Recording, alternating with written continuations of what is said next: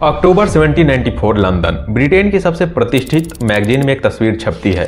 इस एक तस्वीर ने पूरे यूरोप के मेडिकल जगत में हड़कंप मचा दिया था। तस्वीर थी कावासाजी नाम की एक व्यक्ति की। एक फोटो में उनकी नाक कटी हुई थी और दूसरी में उनकी नाक पूरी तरह से जुड़ी हुई थी।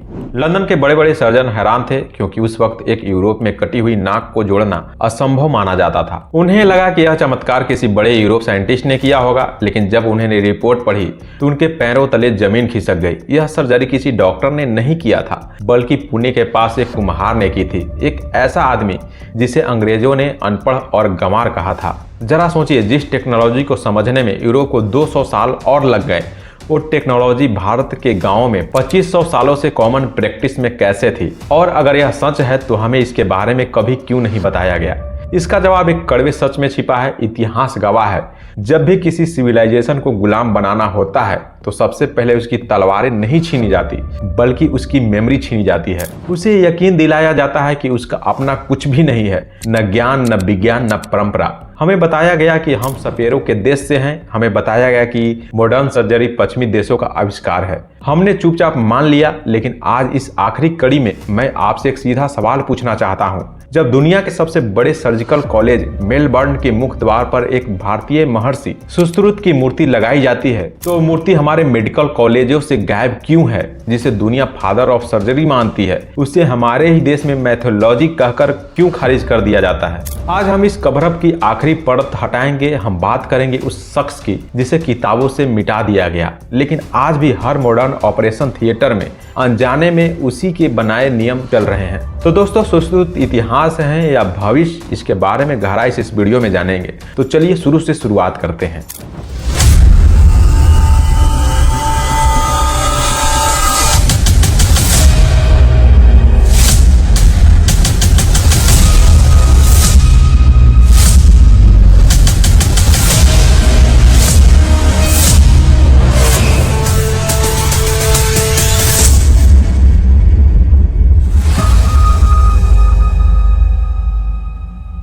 दोस्तों, इस कहानी की गहराई को समझने के लिए हमें 2500 साल पीछे जाने की जरूरत नहीं है। सबूत तो सिर्फ 200 साल पहले ही चीख चीख कर गवाही दे रहे थे। यह घटना कोई लोक कथा नहीं, बल्कि अंग्रेज की खुद की ऑफिशियल रिकॉर्ड में दर्ज है। वर्ष था 1793। भारत में ईस्ट इंडिया कंपनी अपने पैर पसार रही थी। साउथ इंडिया में टीपू सुल्तान और अंग्रेजों के बीच थर्ड एंग्लो मैसूर वॉर अपने चरम पर था।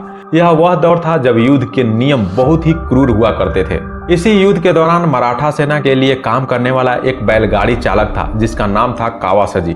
दुश्मन सेना ने उसे और उसके 4 साथियों को पकड़ लिया। उस जमाने में दुश्मनों को अपमानित करने के लिए एक भयानक तरीका था उनके शरीर के अंग काट देना। सजा के तौर पर कावासाजी की नाक और एक हाथ काट दिया गया।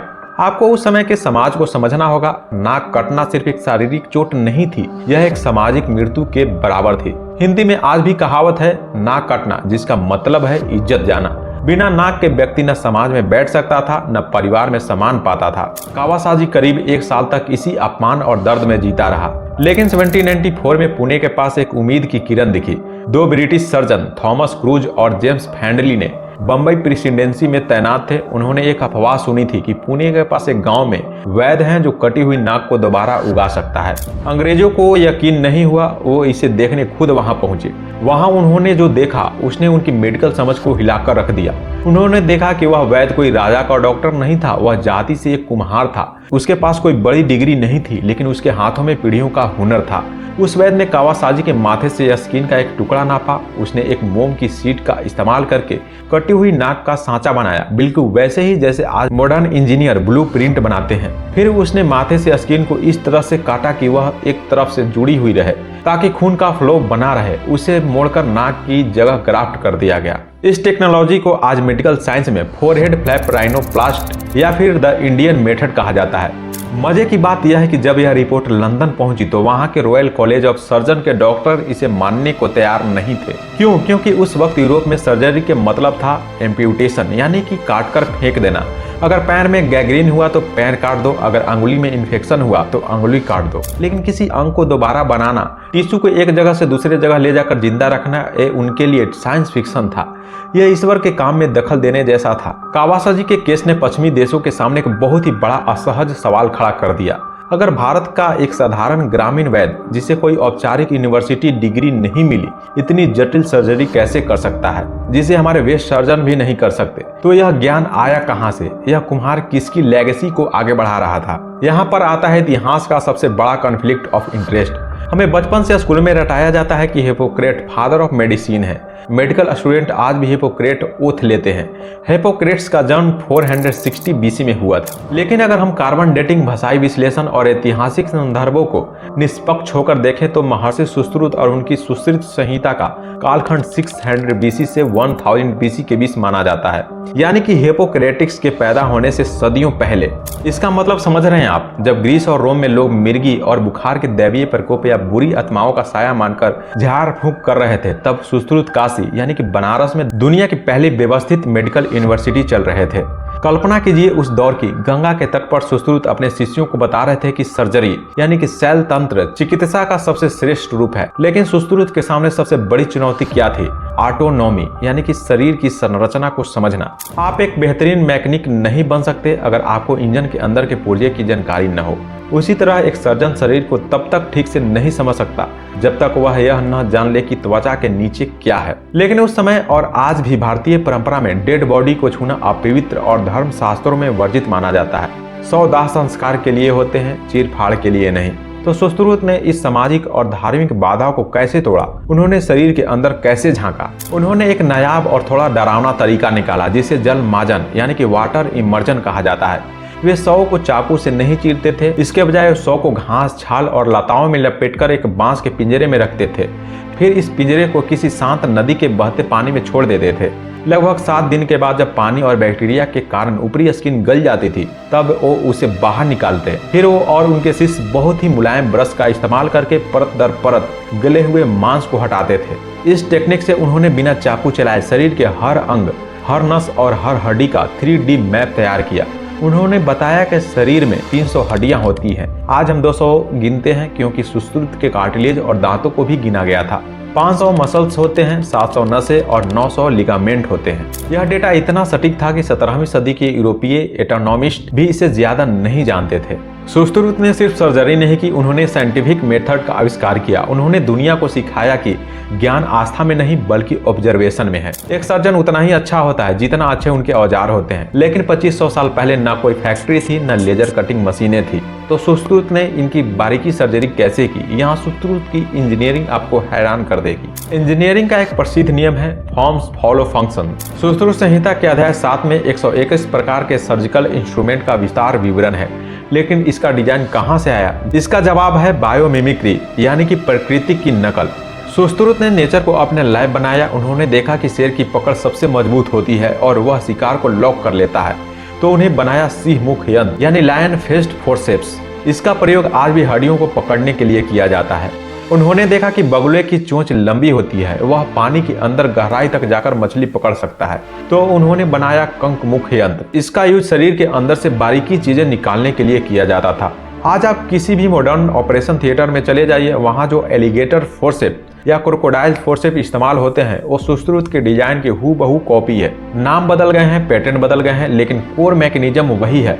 और उनकी शार्पनेस के बारे में क्या? सुश्रुत संहिता में एक बड़ा स्टैंडर्ड तय किया गया था। वो कहते थे कि एक सर्जन का चाकू इतना तेज होना चाहिए कि अगर आप एक बाल को हवा में पकड़े तो वह उसे वर्टिकली 2 हिस्सों में काट सके।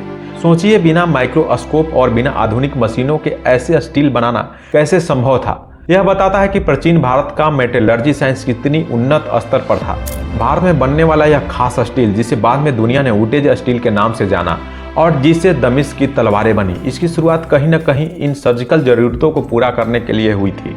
अब आते हैं उस प्रोसेस पर जिसने 1794 में दुनिया को हिला दिया, राइनोप्लास्टी। आज प्लास्टिक सर्जरी को सुंदरता से जोड़ा जाता है, लेकिन सुश्रुत के समय यह डिग्निटी और रिकंस्ट्रक्शन का सवाल था।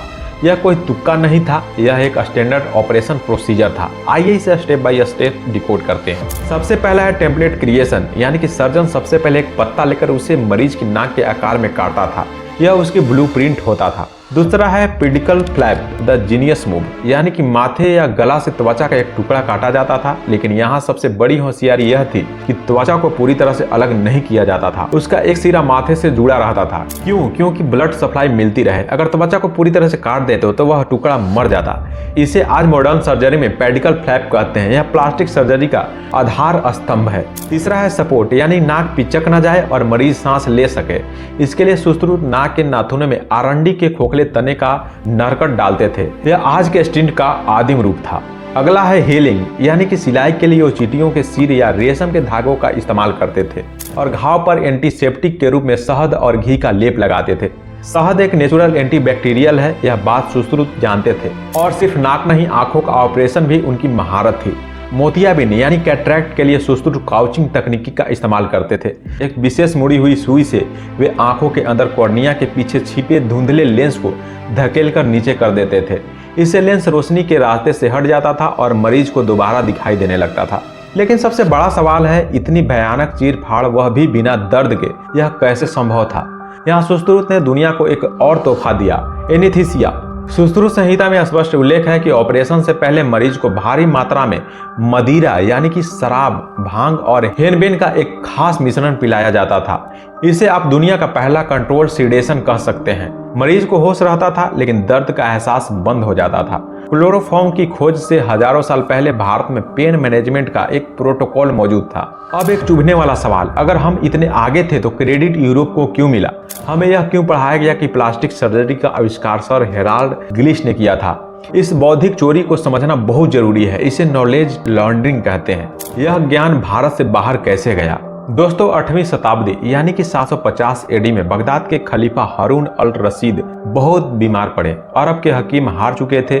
तब भारत के एक वैद्य, जिनका नाम अरबी इतिहास में मानक दर्ज है, उन्हें बुलाया गया। इलाज सफल हुआ। खलीफा ने खुश होकर सुश्रुत संहिता का अरबी में अनुवाद करवाया। नाम रखा किताब-ए-सुश्रुत। फिर यहाँ से यह ज्ञान अरब जगत में फैला। इब्न सीना और अल राजी जैसे विद्वानों ने इसका अध्ययन किया। फिर अरब व्यापारियों और युद्धों के जरिए यह ज्ञान स्पेन और इटली पहुंचा।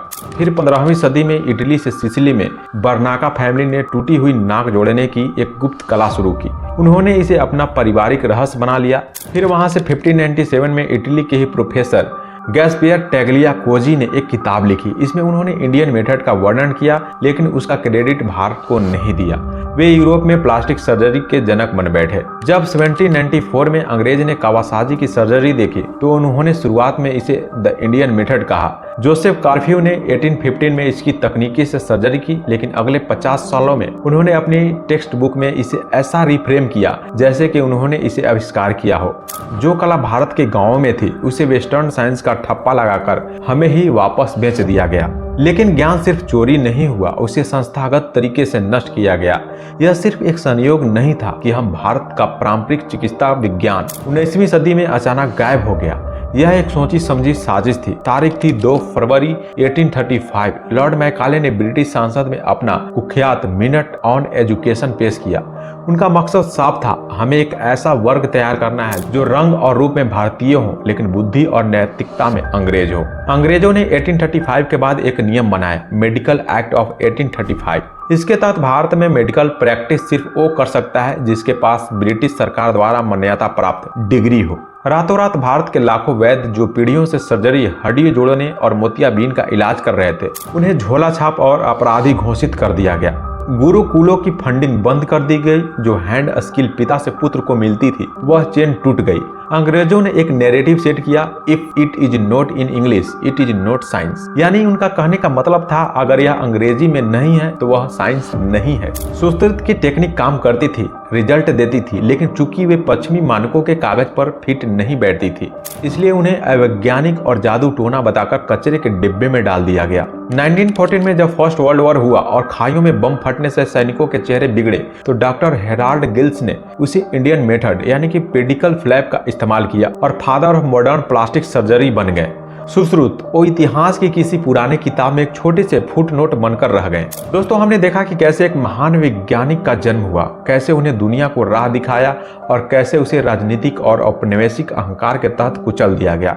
लेकिन यह वीडियो रोने धोने के लिए नहीं है, यह विक्टिमहुड के बारे में नहीं है। सवाल यह है कि हम 2026 का भारत इस विरासत का क्या करें। आज हवा का रुख बदल रहा है, दुनिया भर में सुश्रुत का सम्मान हो रहा है। अमेरिका का FDA ने लिच थेरेपी यानी जोंक चिकित्सा को मंजूरी दी है। वही जोंक को सुश्रुत ब्लड लेटिंग के लिए इस्तेमाल करते थे। सर्जरी के घावों पर शहद का इस्तेमाल करना मॉडर्न मेडिसिन में वुंड केयर के नाम पर वापस आ रहा है।